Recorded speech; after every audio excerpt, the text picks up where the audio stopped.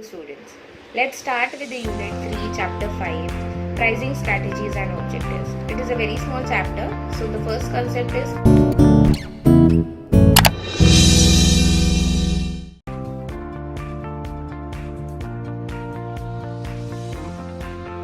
pricing strategies. One of the most important constituent of the rural marketing mix is pricing. In the rural market value for money brands, it gives the fastest sales for fast-moving consumer goods. The consumers are also categorized into three types. First is quality conscious, value conscious, and price conscious. So the customers are n number of preference they have. So the many customers goes for quality products only. Some customers go for value for money products, and some customers go for low pricing products. Then the next concept is pricing objectives. What should be the rural pricing objectives? So as compared to urban markets, the pricing strategies are very different because the pricings are very low as compared to urban cities. So for example, a soap is sold for 20 rupees in the urban market. The same soap is sold for 5 rupees in rural market. So this is the difference between urban and rural pricing objectives. So long run profit maximization. The company should go for long run planning.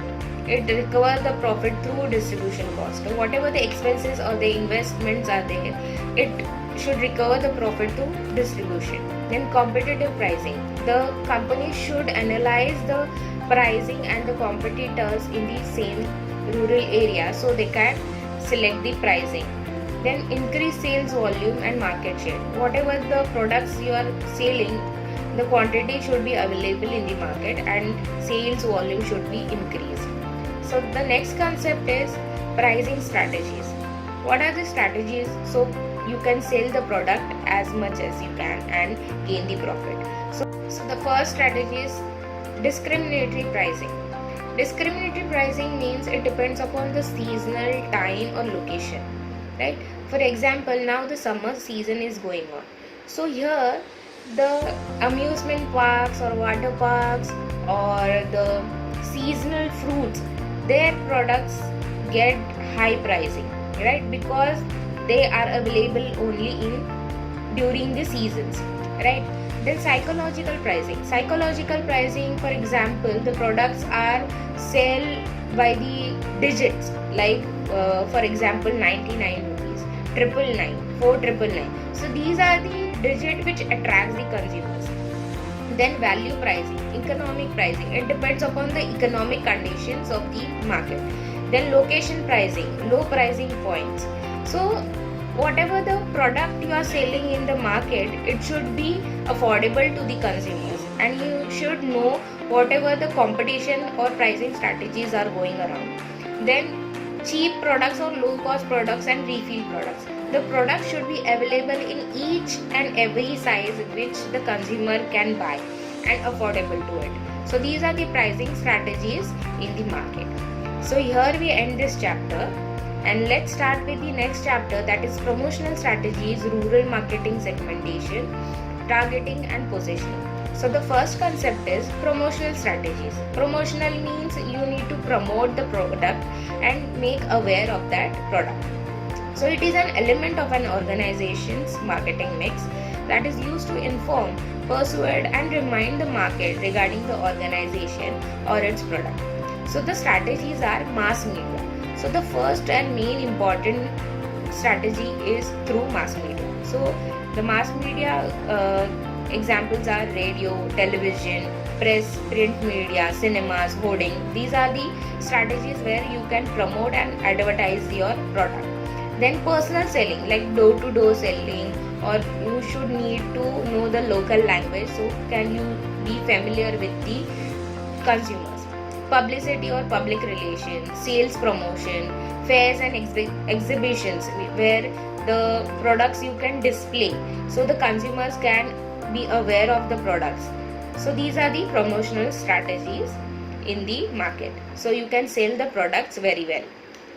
So the next concept is market segmentation. It is the act of dividing the market into two distinct groups of buyers who might require separate products and marketing mix. So for example, the consumers may buy different brands of products, or for example, the consumers may buy varieties of products under the same brand.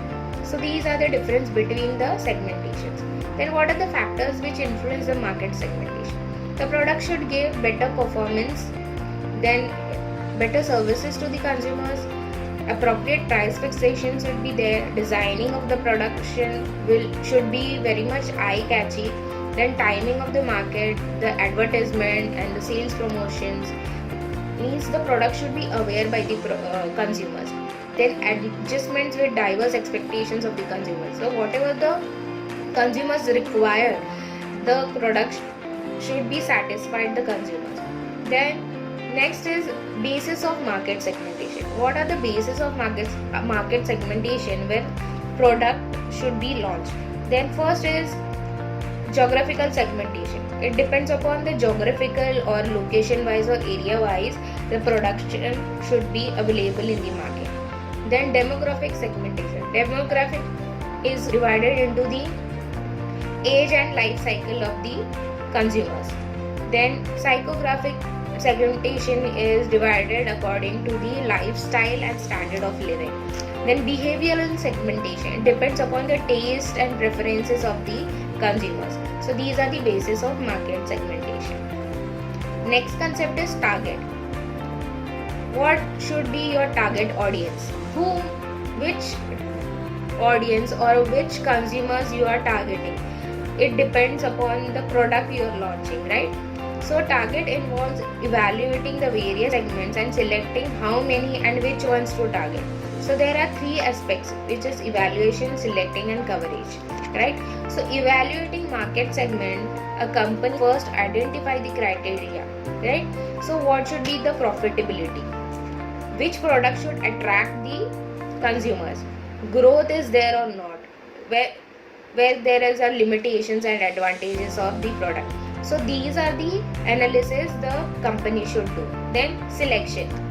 It can be made by rating the alternative segments on a predetermined scale in respect of 5 aspects mentioned in the evaluation. That means whatever the analysis you have done, it depends upon the selection process. Then coverage. The organization have 3 alternative coverage strategies to suit their segmentation. Means earned differentiated market strategy, and concentrated market strategy. So undifferentiated market and strategy, which focuses on what is common among the consumers and tries to employ it in the design of marketing offer. Then differentiated marketing strategy, which investigates and identifies the difference between the segments and tries to match the market offers to design the expectation of each segment. Then concentrated marketing strategy, which directs all marketing efforts towards one selected segment. It facilitates specialization in serving the segment and achieving the higher level of consumer satisfaction and loyalty. The next concept is positioning. It is the act of finding a place in the minds of consumers and locating the brand therein. The companies have to plan the position that give the products the necessary advantages in the market. So for example, Dettol is the best product in the market for disinfectant cleaning purposes, right? So it has maintained its position in the market. So there are many similar products available in the market, but Dettol has maintained its position. So what are the tasks in positioning? The company should identify the differences, selecting the differences that have greater competitive advantages. It should communicate to the target audiences. So these are the tasks for positioning in the market. Then standardization means the determination of basic characteristics of a product on the basis which the product can be divided into various groups. It also means determine standards of products to produce the respect of to quality, size, uniformity, utility, color, etc. Right? So what are the importance and advantages of standardization? To maintain the quality of the product, to standardize the product. Differential pricing means it should be affordable to the consumers. When the product is affordable, it increases the demand in the market. It eliminates the risk as well. Means once the product is getting profit, it expands the market. Availability of finance means the creditors invest in your products. No need of inspection and convenience in selling. Once the product is aware by the consumers, the sale increases. So these are the importance and advantages of standardization. Then grading. So the last concept is grading. It is an important function of standardization. It implies the division of products into classes made up of units possessing similar characteristics of sizes and quality. Grading is mostly done in the case of raw material, mineral products or agriculture products. So types of grading are fixed and mandatory grading. So under this, the goods are sorted out according to the size, quality and other characteristics which are fixed standards. Then permissive and variable grading. Under this, the grading specification are fixed in over the time and space in the case but changes every year according to the quality of the produce in that particular year. Centralized and decentralized grading. Here the centralized grading system and authorized packer sets its own laboratory or seek access to an approved grading laboratory to set up the purpose by the state authorities. For example, vegetables, fruits, eggs, pulses, cereals. These produce is determined on the basis of physical characteristics. Then lastly, grading at producer's level. Under this program, free grading services are provided to the farmer for sorting the produce before offering for sale.